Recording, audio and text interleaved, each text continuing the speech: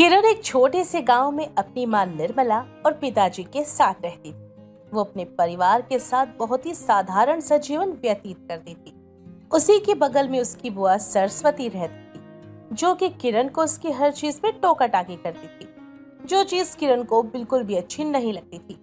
बचपन तो जैसे तैसे गुजर चुका था, लेकिन अब किरण बड़ी हो गई और उसे समय के साथ अपनी ये बुआ का रोकना टोकना कम होने की जगह और भी ज्यादा बढ़ गया था, जो उसे बिल्कुल पसंद नहीं था। एक दिन किरण जींस टॉप पहनकर अपने घर से बाहर निकली और उसकी बुआ सरस्वती उसे दरवाजे पर ही टोक देती है और उससे बोलती है, किरण, तुझे कितनी बार कहा है, ये गांव है, शहर नहीं। तू यहाँ पर ये बेढंगे कपड़े पहनकर मत घुमा कर। लेकिन तुझे मेरी बात समझ नहीं आती। अभी घर वापस जा और अपने कपड़े बदल, वरना आज तेरी खैर नहीं। और हाँ, अगर तू मुझे दोबारा इस कपड़ों में दिखी तो मैं तेरी टांगे तोड़ दूंगी। बुआ, मैं कहीं भी जाने वाली हूँ, उससे आपको क्या? अब मैं कोई छोटी बच्ची नहीं हूँ, बल्कि बड़ी हो गई हूँ। आपका ये हर बात पे रोकना टोकना ना मुझे अच्छा नहीं लगता है। मुझे जाने दीजिए। तुझे ऐसे कपड़े पहन कर मैं घर की चौखट ना लांघने दूं? बाहर जाना तो बहुत दूर की बात है। जब तक तू कपड़े नहीं बदलेगी तू कहीं नहीं जाएगी। बुआ, मुझे आपकी ये जबरदस्ती बिल्कुल भी अच्छी नहीं लगती है। अरे, मैं बाजार ही तो जा रही हूँ और आजकल तो सभी ऐसे कपड़े पहनते हैं। इन कपड़ों में क्या बुराई है? मैंने कब कहा कि इन कपड़ों में बुराई है? अरे, मैं तो बस इतना कह रही हूँ कि ऐसे कपड़े यहाँ पहनना ठीक नहीं है, क्योंकि आजकल की दुनिया के हिसाब से बुराई कपड़ों में नहीं बल्कि लोगों के देखने के नजरिए में होती है। तो ऐसा काम ही क्यों करना हम लोगों को कि हम पर लोगों की गलत नजर जाए। बुआ, आपकी सोच ना बहुत छोटी है। मैं आपकी सोच के हिसाब से तो बिल्कुल भी नहीं चल सकती। So sorry. किरण और उसकी बुआ के बीच में बहस ही हो रही थी कि तभी किरण की मां निर्मला वहां पर आती है और अपनी बेटी से बोलती है, बेटा, क्या हुआ? तुम अपनी बुआ से किस बात पे बहस कर रही हो? अभी तक तुम बाजार क्यों नहीं गई? माँ, बाजार तो तब जाऊंगी ना जब बुआ जाने देगी। बिना बात के मुझे बीच में रोककर खड़ी हो गई हैं। कह रही हैं कि जब तक मैं कपड़े बदल कर नहीं आऊंगी ये मुझे बाजार ही नहीं जाने देंगी। हाँ, तो गलत क्या बोल रही हूँ? अरे, तेरी माँ से डरती नहीं हूँ जो अपनी बात से पलट जाऊं। और भाभी, तुम्हें अपनी लड़की के रंग ढंग दिखाई नहीं देते क्या? तुम इसे कपड़े सही से पहना नहीं सकती? तुम्हारे पास इसे ढंग के कपड़े पहनाने के पैसे नहीं है? अगर नहीं है तो मुझे बता दो, मैं दे दूंगी। नहीं नंजी, ऐसी कोई बात नहीं है। वो क्या है ना, बस किरण थोड़ी सी जिद कर रही थी कि उसे जीन्स पहन के ही बाजार जाना है, इसलिए मैंने उसे पहनने दिया। आगे से ये गलती नहीं होगी। अगर आगे से ऐसी गलती हुई तो मैं बर्दाश्त नहीं करूंगी। फिर मेरा हाथ भी उठ सकता है और मैं नहीं चाहती कि बड़ी होने के बाद मैं इस पर हाथ उठाऊं, लेकिन गलत होने पर छोड़ूंगी भी नहीं। अपनी ननंद की बातें सुनकर निर्मला किरण का हाथ पकड़कर चुपचाप उसे घर के अंदर ले जाती है। अंदर जाकर किरण अपनी माँ को बहुत सुनाती है और रोते हुए अपने कमरे में चली जाती है। समय बीतता है और अपनी बुआ के ज्यादा रोक टोक करने के कारण किरण के मन में बुआ के प्रति नफरत धीरे धीरे बढ़ती चली जाती है और वो सोचती है कि आखिर उसकी बुआ को उससे इतनी परेशानी क्यों रहती है और वो हर पल उस पर चिल्लाती क्यों रहती है। और ऐसे एक दिन गर्मी की छुट्टियों के दौरान किरण अपने दोस्तों के साथ खेलने के लिए बाहर आती है। सभी लोग मिलकर बगीचे में खेल रहे थे और खेलते खेलते किरण ने एक आम के पेड़ पर चढ़ने की कोशिश की। पेड़ के नीचे एक बड़ा पत्थर रखा हुआ था, जिसे देखकर एक बार फिर उसकी बुआ उस पर चिल्लाती है, इतनी बड़ी हो गई है कि अगर समय से शादी कर दी जाए ना तो अभी 2 बच्चे की माँ होती, लेकिन हरकतें अभी भी 2 साल के बच्चों की तरह है। अरे, कब बड़ी होएगी तू? बुआ, आप 24 घंटे मुझ पर ही नजर क्यों रखती हो? आपके पास कोई दूसरा काम धंधा नहीं है क्या? जाइए, जाकर अपना काम करिए।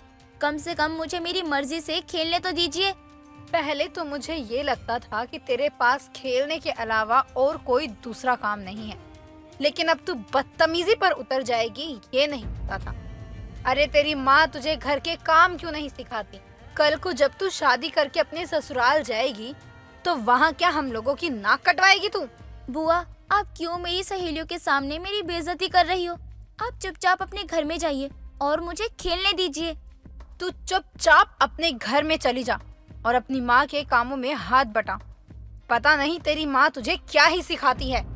सरस्वती के रोक टोक की वजह से किरण अब बहुत ही परेशान हो चुकी थी और आज उसकी बुआ ने उसके दोस्तों के सामने ही उसे सुना दिया था, जिससे वो खुद की बेइज्जती समझ बैठी। किरण अपना गुस्सा बर्दाश्त नहीं कर पाती और गुस्से में वो अपनी बुआ को उल्टा सीधा बोल जाती है। बुआ, एक बात बोलूं, बुरा मत मानना, लेकिन आपके इतने रोक टोक होने के कारण ही ना भगवान ने आपको बेऔलाद रखा है, क्योंकि आपसे औलाद का सुख देखा नहीं जाता। आप दूसरों की औलादों से जलती हो।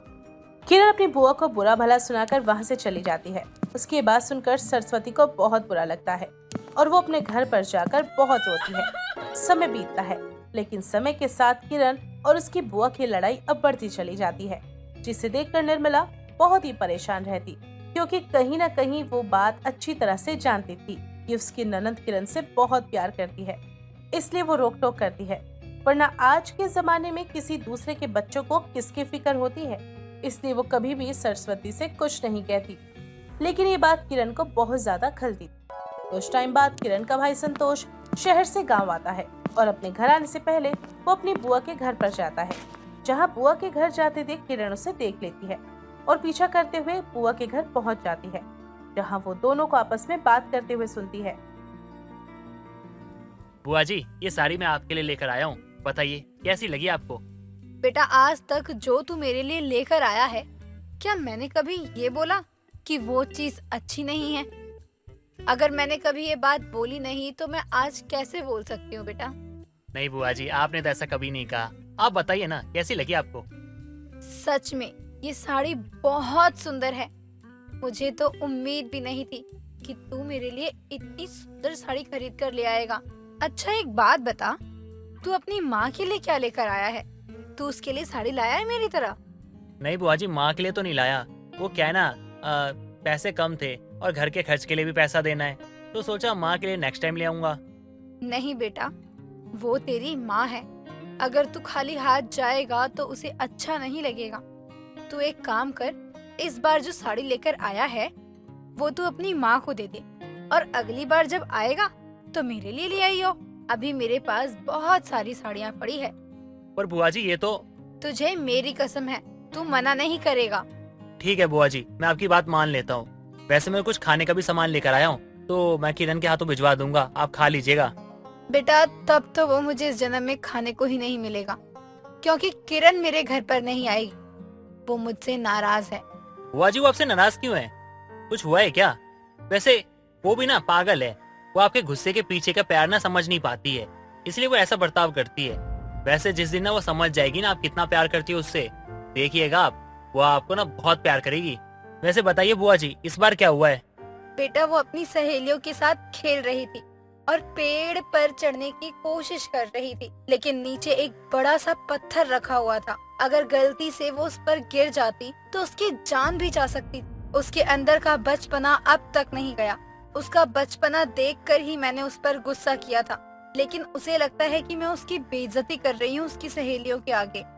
बस इसी बात से वो मुझ पर गुस्सा हो गई और वहाँ से चली गई, और उस दिन से उसने ना तो मुझसे बात करी और ना कभी मेरे घर आई। बुआ, तो आपको भी समझाना चाहिए ना उसे कि आप मना क्यों कर रही हो। बेटा, मैं उसे कुछ बोलती उससे पहले वो नाराज होकर चली गई, और उसने मुझे इतना सुनाया कि मेरी पहली बार जुबान बंद। अब आज के बाद मैं उससे कुछ नहीं बोलूंगी। सरस्वती संतोष से इतना कहकर रोने लगती है। किरण ने पहली बार बुआ की आंखों में नमी देखी थी, जिसे देखकर उसे एहसास होता है कि बुआ के पीछे की चिंता उसका प्यार और देखभाल थी। ये सब जानने के बाद किरण को अपनी बुआ के साथ किए गए गलत बर्ताव के बारे में सोच कर बहुत बुरा लग रहा था, और वो तुरंत ही घर के अंदर जाती है। बुआ, उस दिन के लिए मुझे माफ कर दीजिए। मुझसे गलती हो गई। मैं आपकी फिक्र के पीछे के प्यार को समझ नहीं पाई, और ना जाने मैंने आपको क्या क्या कह दिया। कोई बात नहीं बेटी, मैंने तुझे हमेशा खुश और सुरक्षित देखना चाहा है। बस इतना ध्यान रखना कि तू जो भी करे उसमें तेरी सुरक्षा हो। बाकी आज के बाद मैं तुझे कभी किसी चीज के लिए नहीं रोकूंगी। उस दिन के बाद से किरण और बुआ के बीच का रिश्ता प्यार में बदल जाता है। किरण ने बुआ की नसीहतों को समझना शुरू कर दिया था, और बुआ ने भी रोका टोकी कम कर दी। अब दोनों के बीच प्यार और समझदारी का रिश्ता बन चुका था, और दोनों एक दूसरे का साथ भी देने लगी थी।